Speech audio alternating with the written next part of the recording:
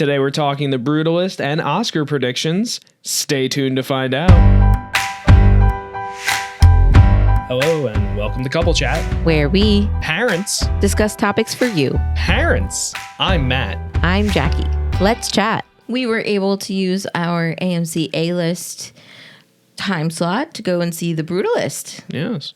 So, Matt, this film has been nominated for multiple Oscars and won tons of Golden Globes. Yes. What did you think?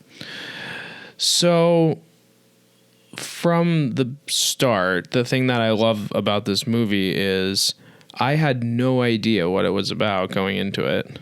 Yeah, the trailer is really hard to like there's a lot of things going on in it, but there's no explanation. There's no narrator. It's very just in your face. And it was one of the most interesting trailers too, because like the words and like the names were kind of going side scroller on it, which is very interesting because that carried into the movie as well. Yeah, it's part of the title sequence. Yeah. And like, I guess I understand it now a little bit, but at the same time, still also kind of ambiguous. Yeah. But anyway, I think the movie is very interesting. I'm happy that a movie like this was able to be made because it's an epic. Yeah. It's created to be an epic, down to the fact that not only is it 3.5 hours long, but it's broken up into 2 acts with an intermission, like an actual intermission where you're given 15 minutes in the theater to go refill popcorn, go pee, whatever. Wicked producers, you should have taken note of this film. Like, where was my intermission?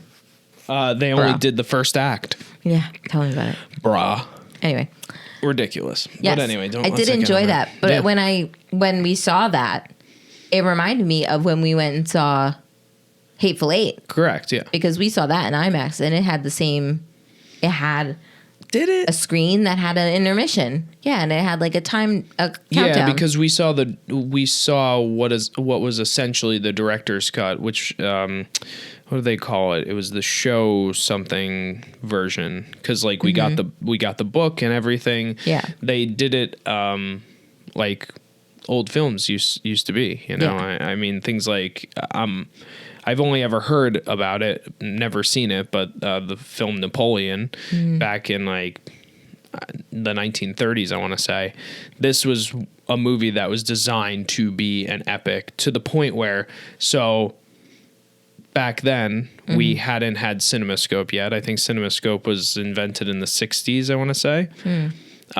So they were like pretty much square frames. I don't know if it was exactly 4x3, but in this film at the end, they opened up the screens and there were 3 square screens, projections, all one right after another on the screen. What? To like show the epicness of this like final battle in this Napoleon movie. That's cool. Yeah. I don't know if this film had an intermission or anything like that, but it's just like this interesting thing that I learned in film history, actually. Yeah. Thank you, Mr. Brittain, or Professor Brittain. But I remember being very pleasantly surprised with that intermission. Yeah. No, it was great. It was one of those moments where I was like, interesting.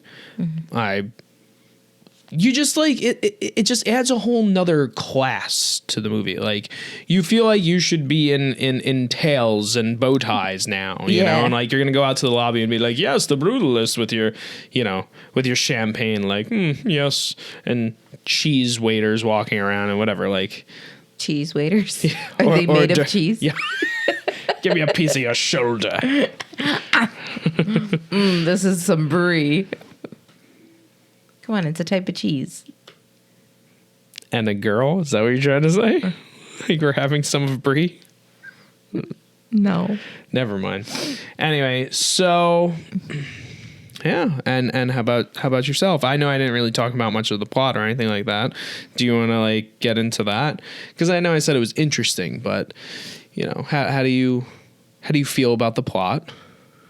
Honestly, I mean, it seemed like it was based in a very grounded, realistic sort of way, which was nice because, like, some of these past films, any films anymore these days, like we said about Complete Unknown, it's very fabricated and things don't seem very grounded. They become very far-fetched, and there's certain things that just like, all right, this is silly. But like every single thing that seemed to happen felt like, yeah, duh, it could have happened then, because he's an immigrant. He comes over to Ellis Island. He's trying to make life better for him so that he can bring his family home to America. And what perfect timing. I think this film really sets like a really good tone and kind of just like piquing people's interest and kind of just having that conversation of like, this wasn't that long ago and this was happening then. Yeah. And people are like refugees came here because they knew they'd have better. Yeah. And I don't know, it felt very nice for that part of it.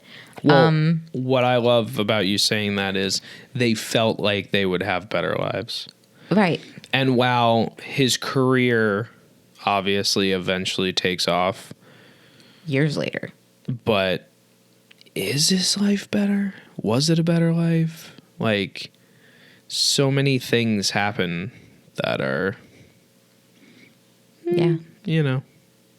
I mean, but he was celebrated in his country before he had to flee it. Yeah, for sure. So that's the thing. Like, he had a good life then, and then war happened. Right. Decimated his whole country, and he had to escape. Yeah. Some way, shape, or form. And he did, thank God. Right. And he was, you know, an oppressed people, being Jewish, but... Yeah. But I just think that... And that's the thing, too. Like, his Judaism, like, his religion didn't really, like, matter to him. Like, it was his everyday. He was going through the motions, but, like, he was still a drug addict. He was still doing some other things that, like... He was building a church. He built a church, which is... Well, that was forced upon him. He didn't really want to, but then he was like, the money's there. I'm good. And that's kind of an interesting aspect of this film that I think I really found interesting. Whenever we see an immigrant story, the Jewish people that are being showed, or even the anyone, you know, because there's been plenty of oppressed societies throughout history. But since we're on this subject, it's usually like these people are very attached to their religion. Yeah. And, you know, it's obvious why this had happened to them, right? But what I found so interesting in this film is that Adrian Brody's character, who is, you know, the main character, Laszlo, like you said, he's not really all that religious. He is Jewish, and there are a couple of times in the film where he goes to the synagogue and whatever. But, you know, it always seemed like an ulterior motive. Like, he went there that first time we saw him to talk about getting his wife and his niece into the country. And they said, like, we'll see what we could do, but it's hard. A lot of people are looking for that help, you know? And it's just, I found it very interesting because it's exactly what you said. You know, he's doing drugs and like, he really is, you know, he didn't care about building a church because, well, the money's there. You know, it's like, there's a lot of things that lead me to believe that, like, he's Jewish by proxy. Yeah. Which we look at a lot of people today, and like a lot of religious people are, you know, oh yeah, you know, I am this religion, but it's not like I go to church all the time, and, you know, whatever the case is. Yeah. So I was raised this, but I don't really practice. Exactly. Yeah. So I found that interesting that Brady Corbett, the director, chose to, you know, he co-wrote the film as well. He chose to make this film about someone that really, he was oppressed and not even like, you know, his religion wasn't even the main purpose of his existence, where, again, a lot of the films that focus on this subject matter, that's something that's usually the case, you know? Yeah. So I think that was interesting. Yeah, it was quite interesting. I feel like that was something that was very different because when you see films like that, it's just thrown in your face. And it's like, okay, we get it. Right. We get it. We know what that time of life was like. We get it. Yeah. But just like, I want to see other stuff. I want to see how life was in other ways and kind of just different paths. And it was just very interesting. I liked how he kind of crossed paths with someone who these two would have never been in the same room together, let alone in the same town. And then he gets this job, and then it turns into this big thing, and he gets all this money, but it wasn't worth it in the end. The money didn't matter. All the jobs he did, it was just to build his legacy, and that first 2 jobs that he got when he moved here, it just wasn't worth the stress and the money and the heartache. Right. I feel like. But I mean, these things happen. These things happen then. These things happen now. These things happen for a reason. Yep. And that's why you can continuously make stories about humans. Yep. Because in the end, doesn't matter what generation we're in, they're all the freaking same. So, generational. We're going to break those generational we're trying cycles, over right? here, but man, it's hard. It is hard. Yeah. So just before we move on to our Oscar predictions conversation, I did look up what the Brutalist means. Oh, okay. And I don't know if it's referenced in the film itself, but you know, sorry, architectural people out there, if you're listening to this, which I'm sure you're not. Yeah. So it's a type of architecture. Like an architecture style? Yes, where it's brutal because it's raw and usually looks unfinished and made of concrete and things of that nature. So.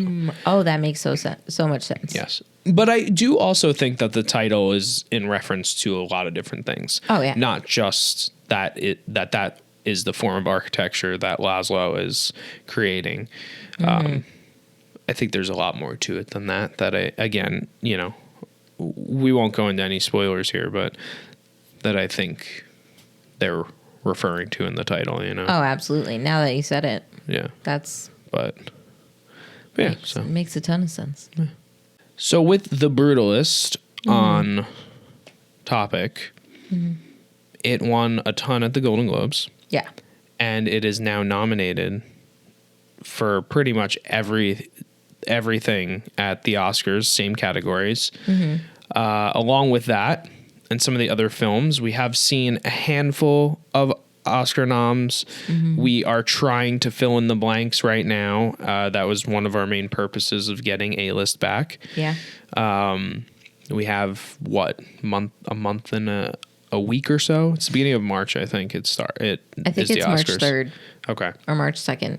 Probably March 2nd because that's a Sunday. That's when the March. Belmar Parade is. Yeah, that's when our St. Patrick's Day Parade is. Woo woo. Which we went to a fundraiser for today. We'll talk about all that in a couple of weeks probably. Yeah. So anyway, with all that on mind, you know, what do you think? How do you see the Oscars going this year? So because of the fact that we haven't seen a lot, it's very hard at this moment in time to like really know for sure who's going to get Best Picture. I feel like we could do like a quick little reel of that getting closer. Yeah. But I definitely think out of the stories and the actors that we've seen for actor, Adrian Brody is like, his performance was so... There was a range. There was a lot going on. Like he had an accent. He had to speak another language. Like there was so much going on in that film that I definitely think he's a front runner for actor. Yeah. Felicity Jones, who has also played his wife in the movie, she's in the actress category, but she's also against. Is she in the actress? Or she's supporting actress. Yeah. So she's also against Ariana Grande. She's against. Who else is in sporting? I'm blanking right now.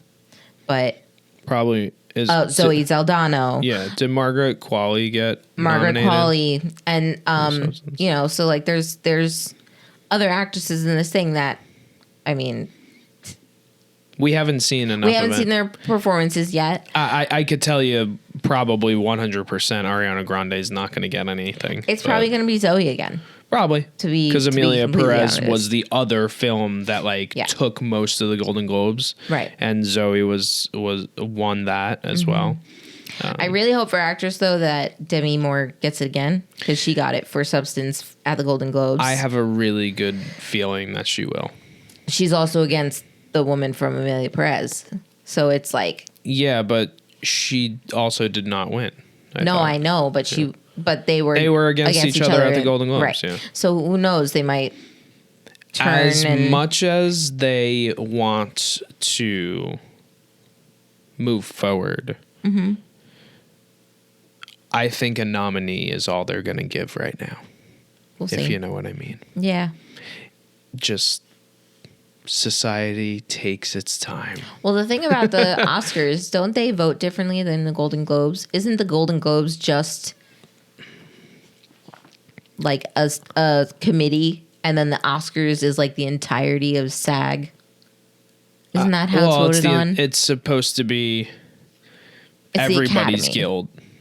You have to be a member of the Academy. Okay. And I mean, you have to be a member. You can't enter that category unless you are that. Unless you're in that category. Correct. So like actors can nominate people within their 4 categories. Gotcha. Directors can do director. I think they can do best picture. Right. Maybe even like, I'm not sure about writing. They probably are separate too. So the Oscars then are a little bit more about peer voting. They are. That's why I'm saying like they could surprise us and vote for their peers in a different way than the Golden Globes. Yeah. That's what I'm saying. I don't know. It's not historically whoever won this one will win that one. No, not necessarily. Yeah. But it it's one of those things. Usually some things wind up falling in line. But again, I don't know how the Golden Globes do things. Yeah. To be completely honest. But I am hopeful for Demi Moore, especially because of her speech at the Golden Globes.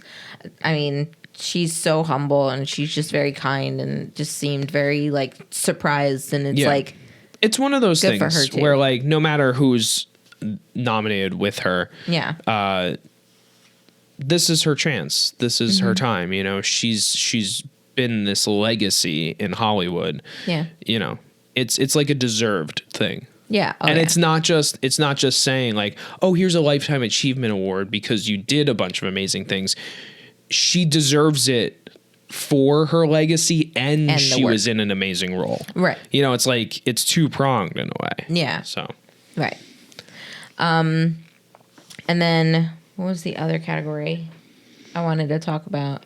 I mean, you know, I'm just going to say I still do feel like only because it's pushing the envelope when it comes to original filmmaking, I really see The Brutalist winning Best Picture anyway. I mean, we've only seen 4 of the films so far, but I really think it's the most different, like, haven't seen in a while, epic, well done, well rounded. Yeah. Grounded, like you said. Yeah. I really think it definitely has the potential to be the front runner. Yeah. It's very hard to say since we've only seen 4 out of the 10. We will see more because I guess AMC like released their Oscar favorites to like be rewatched. I guess it's because based on the 4 that we've seen. Sure. So we saw Wicked, Dune Part 2, The Brutalist, and A Complete Unknown. That's it? Yeah. Oh, okay. Yeah, just like out of the 4 of them, I already feel that The Brutalist is the best film out of them. Yeah. And especially because, like, you have A Complete Unknown that's based on Bob Dylan's life. You have Wicked that's based on a musical. And then you have, Dune Part 2. And then Dune Part 2 is based on a book. So it's like the fact that this can exist. Yeah.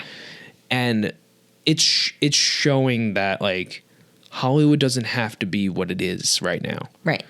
it doesn't have to be based on something. It doesn't have to be a remake. It doesn't have to be. It doesn't have to be a marketing ploy. Like, this dude made a movie. He made cinema, like true cinema. Yeah. And I think that's why this movie is just so getting so much acclaim. Yeah. For that. Like, I mean, sitting there again, I know we're back to talking about it, but sitting there again, I was like, the whole time I was like, how did this movie get made? Yeah, it was beautiful. Dude, this isn't really a spoiler because you're not going to know what the fudge I'm talking about, but the marble scene. I know. What? Gorgeous. Like, I don't know. I asked myself that question throughout that whole movie. Like, how did this movie get made? Mm-hmm. And it was all film. Like, you could tell they shot on film.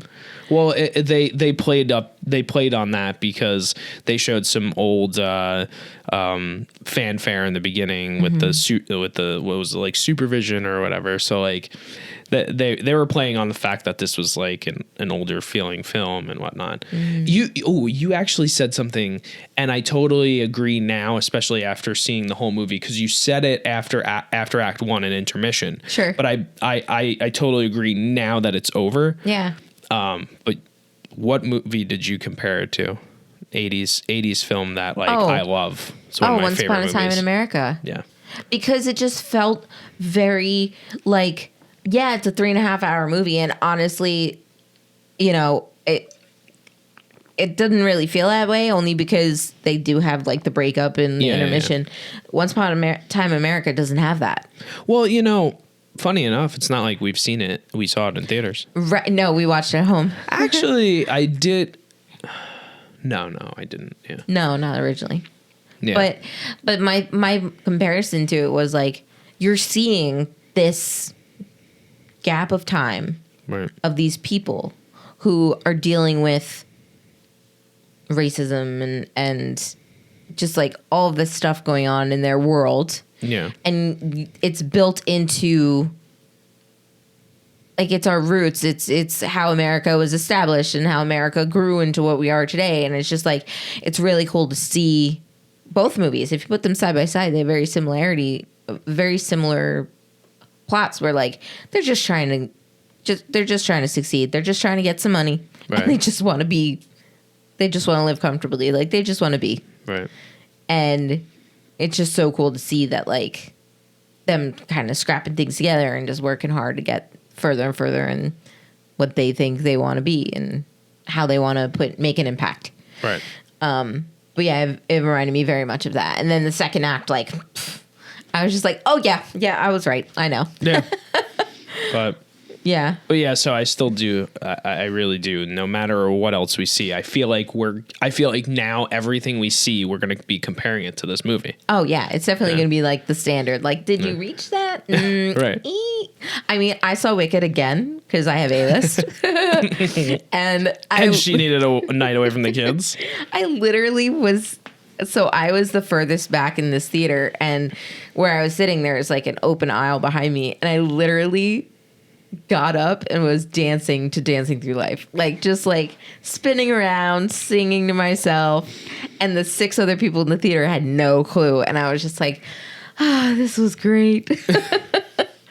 It was the most fun I've had at the movie theaters in a while. Just myself. I've never, like, when was the last time I went to a movie by myself and actually had fun? Shang-Chi, maybe? Yeah, but I didn't get to like get up and dance. That. No, instead we got down and cried alone. Harshly. Yeah, very badly. But yeah, I'm very excited for this Oscars just because we are trying to, like, we have tried in the past, but like in the last few years, we really haven't been motivated to. Yeah. And kids. Well, it's funny because the day that Nate was born was Oscars that year. It's like one of those things, you know. It's like just meant to be. Exactly. That's what I mean. Like, I'm a filmmaker, you're an actor. You know, we're not there yet, folks. And maybe we will, maybe we won't. You never know. But our life has just been surrounded by it for so long that it's just like, it's inevitable eventually, right? Like, well, we just I hope have to actually keep doing stuff to make that happen, right? Yeah.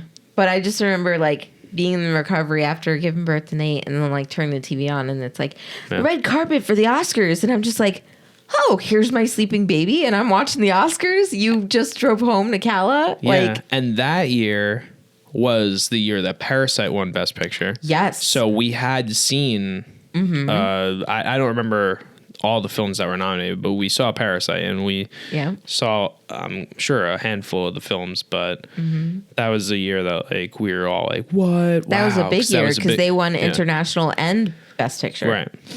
Like, that's insane. Yeah.